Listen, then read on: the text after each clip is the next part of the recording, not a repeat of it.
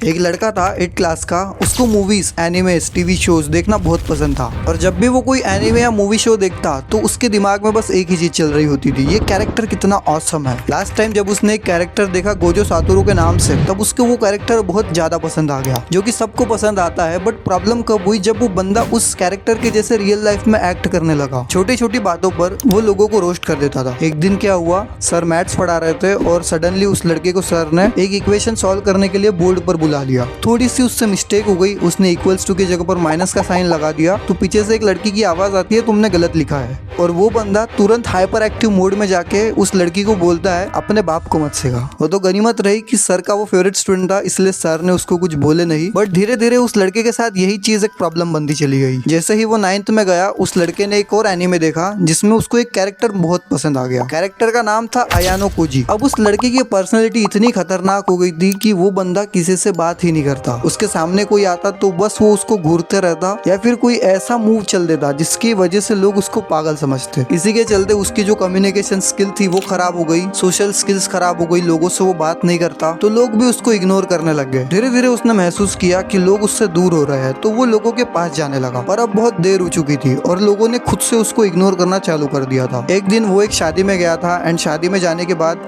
उसने अपने रिलेटिव्स से बात करने की कोशिश करी, बट सभी ने उसको इग्नोर कर दिया। शादी से घर आने के बाद वो सीधा यूट्यूब पर आता है एंड सर्च करता है कि लोग मुझे इग्नोर क्यों कर रहे हैं। एंड बहुत सारे रिसर्च करने के बाद उसको सोल्यूशन मिला कि तुम्हारे पास पैसा नहीं है, तुम्हारे पास पर्सनैलिटी नहीं है, तुम्हारे पास बॉडी नहीं है। पर जब वो ग्राउंड रियलिटी पर आता है, अपने दोस्तों को देखता है, उनके पास पैसा नहीं है, उनके पास बॉडी नहीं है, बट स्टिल लड़कियां, लोग, टीचर्स उनकी रिस्पेक्ट करते हैं, उनकी बातों को सुनते हैं। अब इतनी सारी प्रॉब्लम्स को फेस करने के बाद वो लड़का काफी परेशान हो गया था, तो वो डिसाइड करता है कि आज से वो एक गेम खेलेगा। उस गेम में उसको काफी अच्छे दोस्त मिले क्योंकि उसका गेम प्ले बहुत अच्छा था, बट कोई भी दोस्त उसकी बातों को सुनता ही नहीं था। और इस चीज के चलते उसने गेम खेलना भी छोड़ दिया। कुछ टाइम तक के उसने कुछ चीजें नोटिस करी अपने आप में कि पहले मैं कैसा था और अब मैं कैसा हो चुका हूँ। और खुद से उसने कुछ ऐसी चीजें फाइंड आउट करी जो आज मैं आपको इस वीडियो में बताने वाला हूँ। अब जैसे ही वो लड़का 10th में जाता है, ना उसके कोई दोस्त थे, ना उसके कोई रिलेटिव्स थे जो उसके साथ उस समय कनेक्टेड थे, क्योंकि उस टाइम पर कोरोना का टाइम पीरियड चल रहा था और लॉकडाउन की वजह से सारे स्कूल्स भी बंद थे और उस लड़के ने एग्जाम भी नहीं दी। टाइम शिफ्ट होता है, 11th क्लास में वो आता है एंड सेम चीज नोटिस करता है कि यहाँ पर जो लोग हैं वो उसको इग्नोर कर रहे हैं।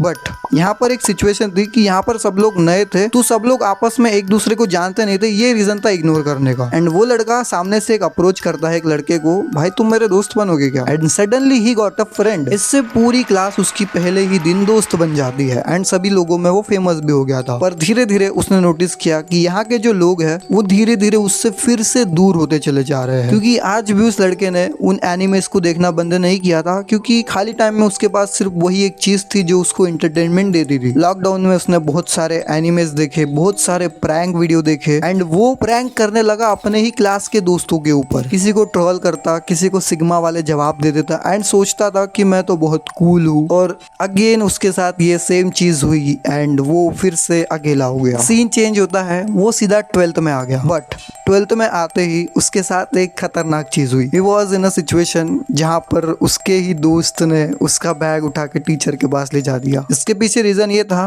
कि उस लड़के ने यहाँ पर क्लास बंक कर ली थी और बैग उसका क्लास में ही था, तो टीचर ने पूछा ये बैग किसका है एंड यहाँ का स्टूडेंट कहाँ गायब हो गया। तो उसके दोस्त ने ही टीचर को बताया कि ये जो बैग है ये मेरे दोस्त का है और वो जो दोस्त है मेरा वो क्लास बंक करके चला गया है। तो टीचर ने भी उसका बैग ऑफिस रूम में बुलवाया उसी के दोस्त के हाथों एंड जब वो क्लास में आकर देखता है तो उसको ये देख के बहुत ही बुरा फील हुआ एंड टीचर ने फिर उसको ऑफिस में बुलवाकर बहुत ज्यादा सुना दिया। फिर ऐसे ही 1-2 दिन बीते एंड उसने कॉलेज आना ही बंद कर दिया। इन 30 दिनों में उसने खुद को पूरी तरीके से आइसोलेट कर दिया। आइसोलेशन में उसने बहुत सारी चीजों को देखा कि कैसे लोग मुझे स्टार्टिंग में तो बहुत अच्छे से ट्रीट करते हैं बट धीरे धीरे वो मुझसे दूर होते चले जाते हैं। उसने देखा कि वो हर एक इंसान से बहुत ही अजीब तरीके से बात करता है, जैसे कि कोई एनिमे कैरेक्टर किसी और से बात कर रहा हो। कभी उसके अंदर थॉमस शेल्बी, कभी गोजो सातोरू या फिर कभी अयानो कोजी जैसे कैरेक्टर्स घुस जाते थे। इसने उस फेक मूड को ऑब्जर्व किया अपने आइसोलेशन के अंदर। इसने देखा कि कैसे मैं लोगों के सामने अजीब बिहेव करता हूँ एंड उनको रोस्ट कर देता हूँ, इसी के चलते लोग भी मुझसे दूर होते चले जा रहे हैं। अगले 30 दिनों तक इस बंदे ने उन चीजों को देखा तक नहीं एंड कुछ कुछ ऐसी चीजें भी फॉलो करी साथ में जो इसने कहीं यूट्यूब पर सुनी थी एंड वो एक्चुअली वर्क भी करी। इसने सुबह जल्दी उठना शुरू कर दिया और एनीमे ना देखने की वजह से इसका डोपामिन डिटॉक्स भी होने लगा। टाइम बीता, ऑलमोस्ट 10 दिन हो चुके थे एंड इसको फ्लैट लाइन आ गई। इस मोमेंट पर क्या होता है, जब कोई इंसान किसी